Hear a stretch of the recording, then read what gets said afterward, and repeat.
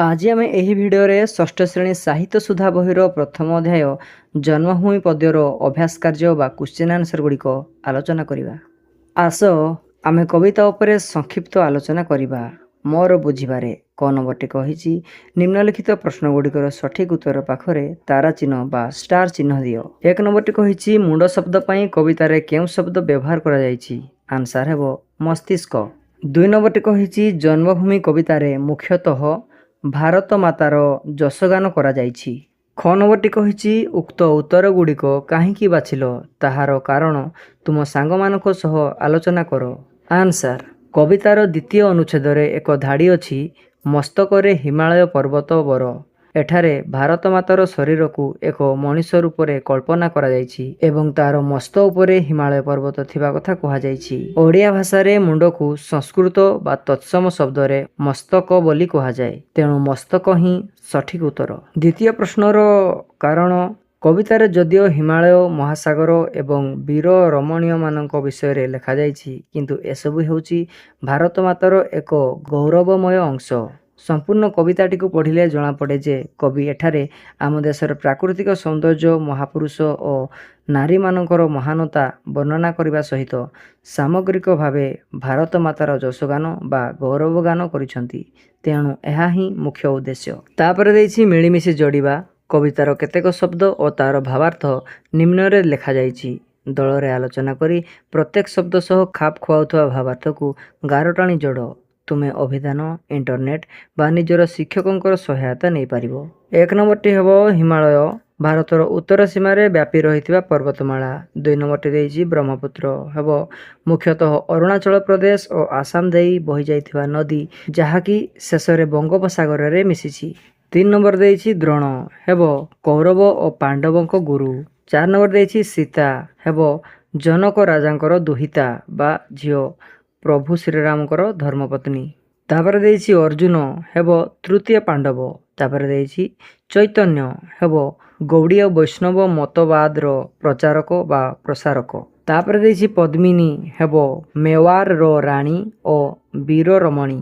तापर देइछि गंगा हेबो भारतर दीर्घतम पवित्र नदी। तापर देइछि भीष्म हेबो गंगांकर पुत्र और कौरव और पांडवों पितामह। तापर देइछि वाल्मीकि हेबो संस्कृत रामायणर रचयिता। तापर देइछि पद्यांश को आलोचना कर। निम्नलिखित पद्यांश को मन देई पढ़ एवं एहार भावार्थ को सांगमानक सह आलोचना करी तार सारांश को लेख।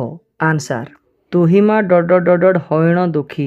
उक्त पद्यांशटी आम पाठ्य बहिर जन्मभूमि कवितारू आसीअछि। एठारे भक्त कवि मधुसूदन राव भारत माता प्रति आमर कर्तव्य और देशप्रेम विषय रे अति सुंदर भावरे वर्णना करिसंती। भारत वर्ष हेउछि आमर पवित्र जन्मभूमि एवं आमे समस्त देशवासी तांकर संतान। मातृभूमि प्रति आमर अगाध भक्ति रहिबा उचित। देशर सेवा पाई आमे आमर मन और प्राण उत्सर्ग करने सह सर्वदा आनंदरे तांकर जयगान करवा उचित। आम जन्मभूमिर उन्नति और खुशी रे ही आमर प्रकृत सुख निहित। सेहीपरि देश उपरे कौनसी विपद बा दुख आसिले सेथिरे निजकु सामिल करी देश को रक्षा करवा आम समस्तंकर परम कर्तव्य। तापर देइछि बुझी विचारी लेख। क नंबरटी देइछि जन्मभूमि कविता को पढ़ी प्रश्न गुड़िकर उत्तर दियो। एक नंबरटी कहिछि कवितारे वर्णित वीरा रमणी मानकर नाम लेख।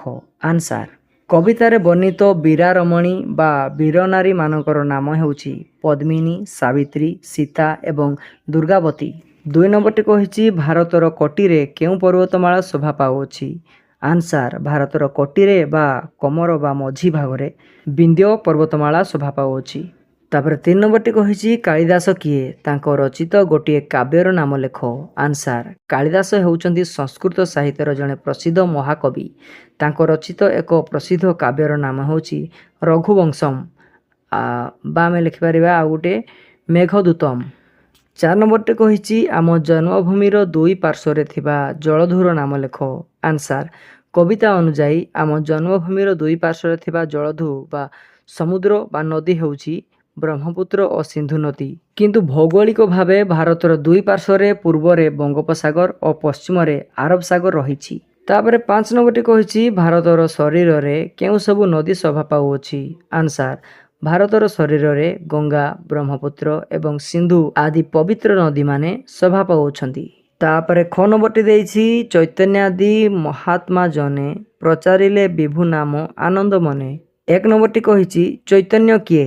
ଆନ୍ସାର ଶ୍ରୀ ଚୈତନ୍ୟ ମହାପ୍ରଭୁ ହେଉଛନ୍ତି ଭାରତର ଜଣେ ପ୍ରସିଦ୍ଧ ସାଧୁ ମହାପୁରୁଷ ଏବଂ ଗୌଡ଼ୀୟ ବୈଷ୍ଣବ ଧର୍ମର ପ୍ରଧାନ ପ୍ରଚାରକ। ତାପରେ ଦେଇଛି ସେ କ'ଣ କରିଥିଲେ? ଆନ୍ସାର ସେ ଅତି ଆନନ୍ଦ ମନରେ ଦେଶର ବିଭିନ୍ନ ସ୍ଥାନ ଭ୍ରମଣ କରି ଲୋକମାନଙ୍କ ମଧ୍ୟରେ ହରିନାମ ସଂକୀର୍ତ୍ତନ ଏବଂ ଭଗବାନଙ୍କର ନାମ ପ୍ରଚାର କରିଥିଲେ। ତାପରେ ଦେଇଛି ତାଙ୍କୁ ମହାତ୍ମା କାହିଁକି କହିବା? ଆନ୍ସାର ସେ ନିଜର ସ୍ୱାର୍ଥ ତ୍ୟାଗ କରି ସମାଜରେ ପ୍ରେମ, ଭକ୍ତି ଏବଂ ମାନବିକତାର ବାର୍ତ୍ତା ବାଣ୍ଟିଥିଲେ। ଜାତି ଅଜାତି ଭେଦଭାବ ଭୁଲି ସବୁ ମଣିଷଙ୍କୁ ଆପଣେଇ ନେଇଥିବାରୁ ତାଙ୍କୁ ମହାତ୍ମା ବା ମହାନ ବ୍ୟକ୍ତି କୁହାଯାଏ। ତାପରେ ଦେଇଛି କବିତାର ରଚନା ଶୈଳୀ। ବିନ୍ଧ୍ୟ ଗିରିବର କଟିରେ ଗଙ୍ଗା ଆଦି କେତେ ନଦୀ ଶୋଭେ ଶରୀରେ। ଉକ୍ତ ପଦ୍ୟାଂଶ ପରି ତୁମକୁ ଭଲ ଲାଗୁଥିବା ଆଉ କିଛି ପଦ୍ୟାଂଶ କବିତାରୁ ବାଛି ଲେଖ। ଏଠାରେ ମୋର ପ୍ରିୟ ପଦ୍ୟାଂଶ ଗୁଡ଼ିକ ଲେଖିଦେଇଛି। ତୁମର ପ୍ରିୟ ପଦ୍ୟାଂଶ ଗୁଡ଼ିକ କ'ଣ ସେଠାରେ ତୁମେ ଲେଖିବ। ତାପରେ ଦେଇଛି ମେଳ କର କ ସ୍ତମ୍ଭର କବିତାଂଶ ସହ ଖ ସ୍ତମ୍ଭର ଭାବାର୍ଥକୁ ସଂଯୋଗ କର। ଏଠାରେ ମୁଁ ସଂଯୋଗ କରିଦେଇଛି, ତୁମେମାନେ ଦେଖି ଲେଖି ନେଇଯିବ। ତାପରେ ଦେଇଛି ଅନୁମାନ ଓ କଳ୍ପନାରୁ ସାଙ୍ଗମାନଙ୍କ ସହିତ ଦଳଗତ ଆଲୋଚନା କର।